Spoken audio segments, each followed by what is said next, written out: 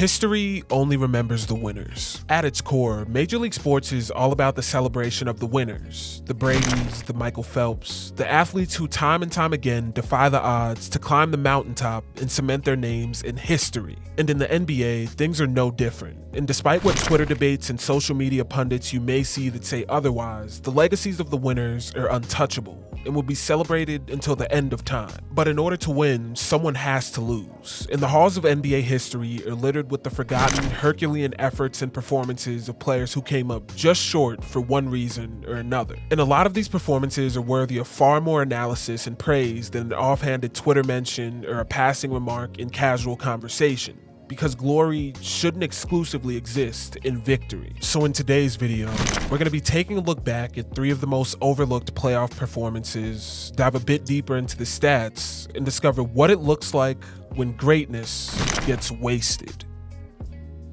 To kick off the list, we're going to start with the performance that sparked the idea for this video and look back at Devin Booker's masterclass in the 2023 Western Conference semis. Devin Booker has had one of the strangest careers for an NBA player that we've seen, going from a young star in the making on tanking teams to a member of one of the most publicized and embarrassing failed super teams that we've seen. When it comes to talks of legacy for Book in the future, it's looking like it's going to be a very complicated conversation. But unlike a lot of other high-scoring, high-profile two guards of this era, one thing that's never been questioned about Book is his killer instinct. And back in the 2023 playoffs, while we gloss over it now, Book ascended to another planet. To set the stage, there were a lot of storylines and moving pieces for the Suns this year, between the aftermath of the Nets implosion sending KD to Phoenix, DeAndre Ayton's rapidly declining favor amongst Suns fans, and a groin injury that kept D-Book out of the All-Star game. To say that basketball was the main focus in Phoenix in 2023 would be an outright lie. But in spite of the numerous bumps and bruises the Suns encountered along the way, a late-season surge along with a brief return from injury by KD heading into the playoffs ultimately helped Phoenix salvage the season and walk through their first-round matchup with the Clippers. But waiting for them in the conference semis were the first-seeded Denver Nuggets, and while the two teams had split their regular season series 2 apiece, for Booker, Denver had seemingly given him more than his fair share of issues. Over the 3 games he appeared in against Denver, Booker only averaged 14.7 points and 4.7 assists on a horrendous 38.2% from the field and 21.4% from 3 on 4.7 attempts a game. Splits that are admittedly dragged down by a Christmas Day performance where he had to leave the game early with a groin injury, but even without this performance, Book's 21 points and 7 assists on 37% from the field and 21.4% from 3 are still a far cry from the career best 27.8 points he averaged for the season. However, numbers can be extremely deceiving,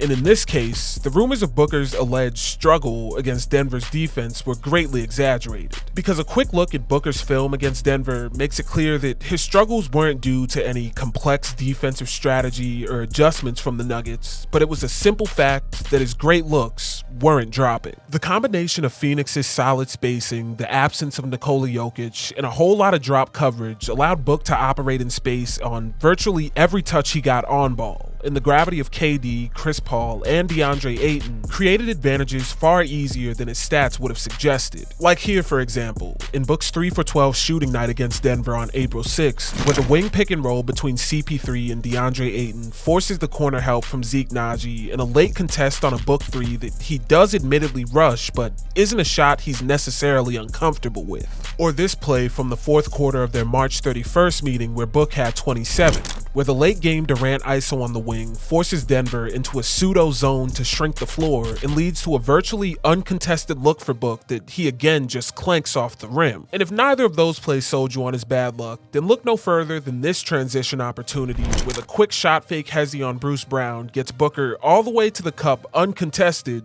and the ball just rims out. So I say all that to say that while Bruce Brown and Denver had more than a few solid defensive stops on Book, the assumption that he'd struggle to score in the playoffs based purely off his stats was a misguided one at best. But even if you were one of the few people that didn't expect him to struggle, nobody could have expected what Book did to Denver over their 6-game series, because he legitimately ascended to an unprecedented level of offensive efficiency. Book would average an unreal 30.8 points and 7.8 assists on 56.9% 47% from the field and 54.8% from three on 5.1 attempts a game. Efficiency, which quite literally featured one of the greatest three-game stretches in playoff history, is in games 2, 3, and 4 specifically. Book's averages raised to 39.3 points a game and 9 assists on 66.7% from the field and 60% from three on 6.7 attempts a game. Unguardable doesn't begin to describe Book in this series, and it didn't matter what he was doing, he was efficient.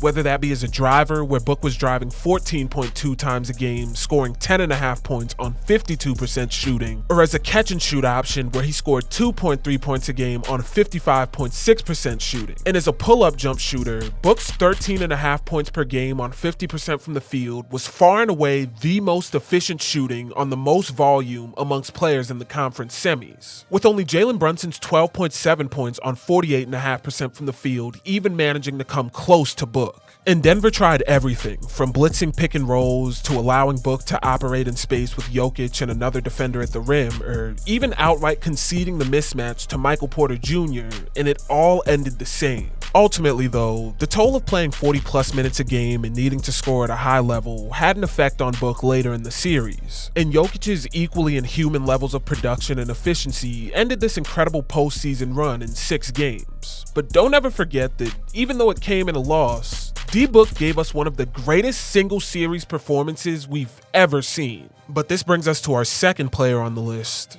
2022 Brandon Ingram. Like Devin Booker, Brandon Ingram has had a similarly difficult career to pin down purely based on the amount of scenarios and different roles that he's had to occupy. Going from a young stud on the rebuilding Lakers to a potential number 2 to LeBron, and ultimately settling down as the go-to guy on a perpetually not great Pelican squad, Ingram's had to wear his fair share of hats throughout his career. But the one thing that's never been a feature in Ingram's story has been playoff success, with his 9-year career only featuring 2 playoff appearances, with the most recent one being a massive struggle against the Thunder in a sweep. However, back in 2022, in his playoff debut against the Suns, Brandon Ingram proved that he was more than worthy of being a number 1 option by absolutely torching Phoenix. For context, though he'd eventually end up going off in the playoffs, the 2021-22 season for Ingram wasn't a great one. And in fact, by many metrics, this was his worst season to date as a main contributor. Through the 55 games that he'd appear in for New Orleans, he'd only averaged 22.7 points and 5.6 assists on 46.1% from the field and 32.7% from three on 4.1 attempts a game, his lowest three-point attempt rate since his days in LA.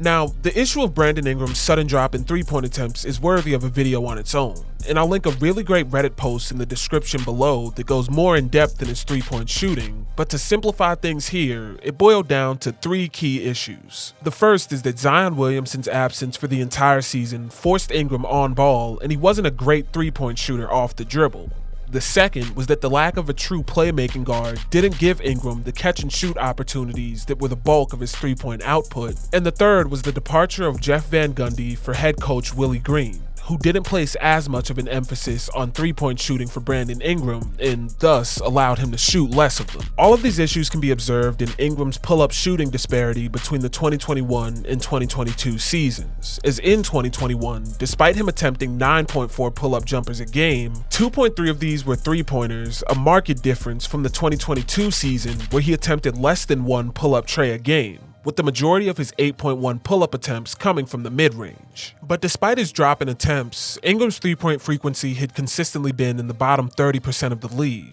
and as a result of his on-ball role, Ingram's mid-range shot attempt saw a massive jump in volume without sacrificing efficiency, as his 59% mid-range shot attempt rate not only marked the highest rate of his career and a 10% jump from the year prior, but he still shot 46% on these looks, placing him in the 77th percentile of all forwards. Along with difficulties adapting to a new role, Ingram's struggles also stemmed from a lack of consistency from repeated injuries interrupting some of his more impressive offensive stretches. And in his first 6 games of the season, he was averaging 25 points and 4.8 assists on a much better 46.6% from the field and 45.5% from three on 5.5 attempts a game, a stretch that was of course cut short by a hip contusion that kept him out for the next 7 games. As a result of his numerous injuries this season, Ingram missed 2 of the the Pelicans' 4 regular season meetings with the Suns, and the 2 games that he did manage to play in had vastly different results, with his first attempt being a 5 for 18 shooting night in a 16-point disaster class that ended with a 13-point loss, while his second game was a lot better, with him shooting 5 for 17 from the field and scoring 28 points in a 15-point win.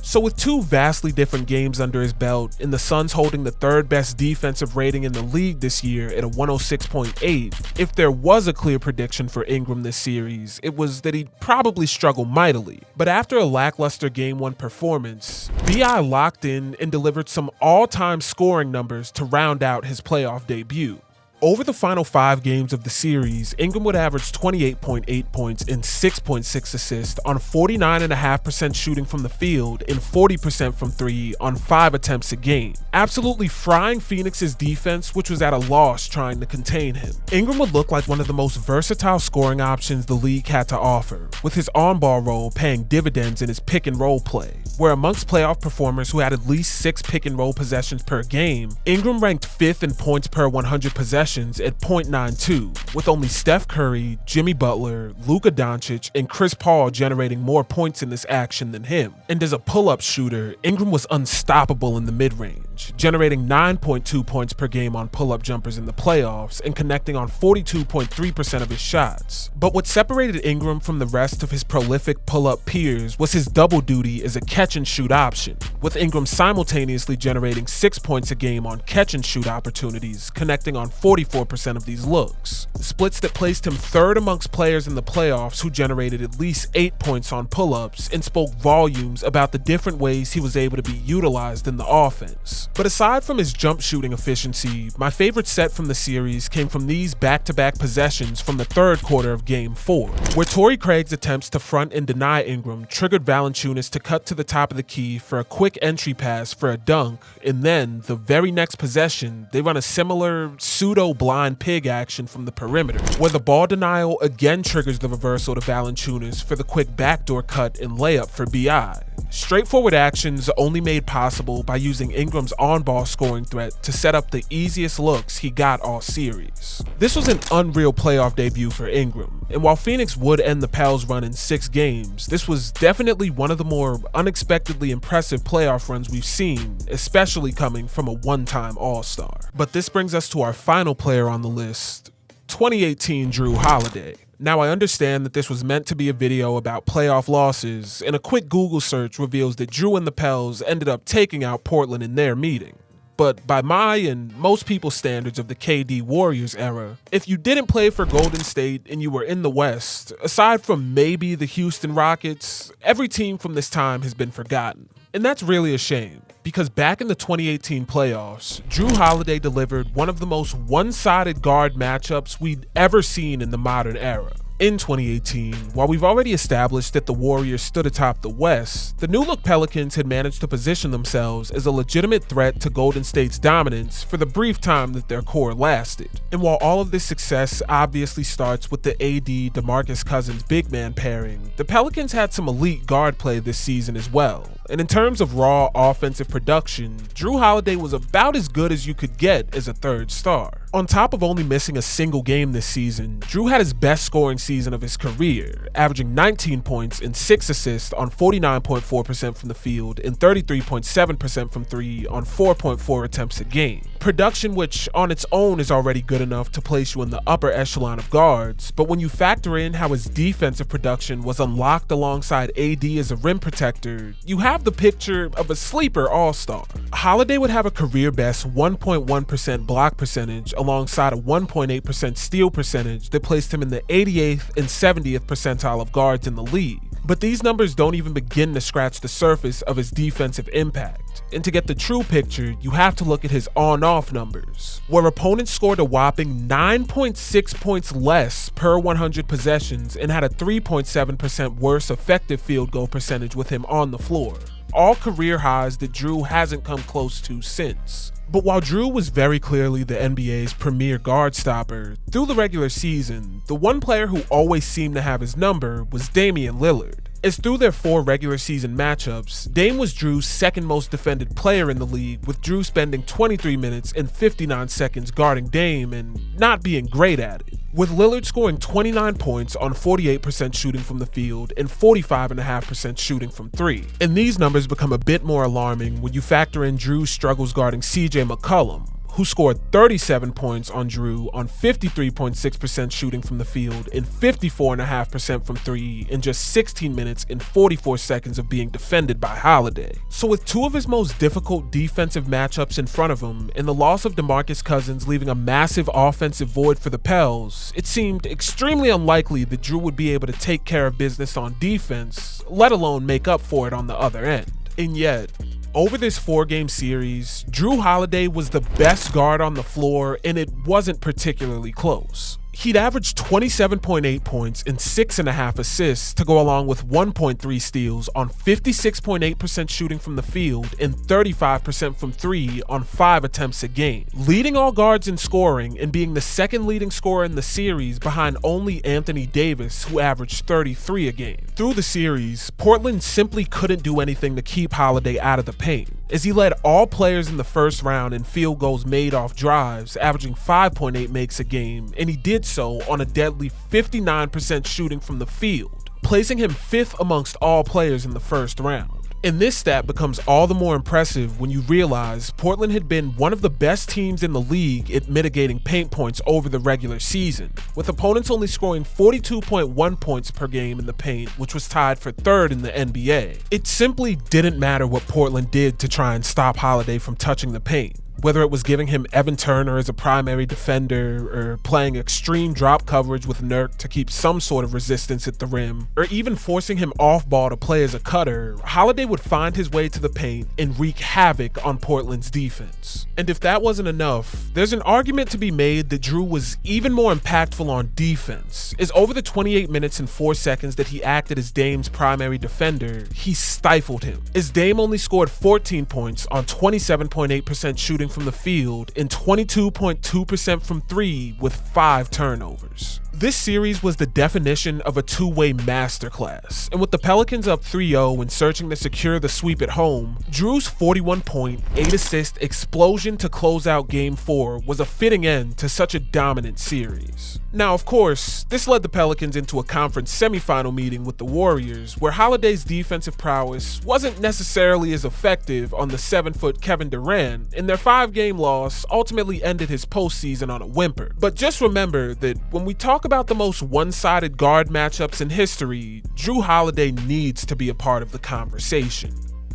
But with the Jrue Holiday segment over, we've reached the end of the video. Like I said earlier, most hoops conversations start and end with who won and who lost. And while that is a valuable way of talking about the game, there are some real killers who get lost in these discussions, and I just wanted to shed some light on some of the more underrated playoff performances. So the next time your hoops talks turn towards the playoffs and the best single series performances, make sure you mention some of the losers in the conversation, because there's no reason for us as fans to collectively ignore greatness. But with all that being said, that's going to do it for this one. Hopefully you enjoyed, and hopefully I can catch you in the next one.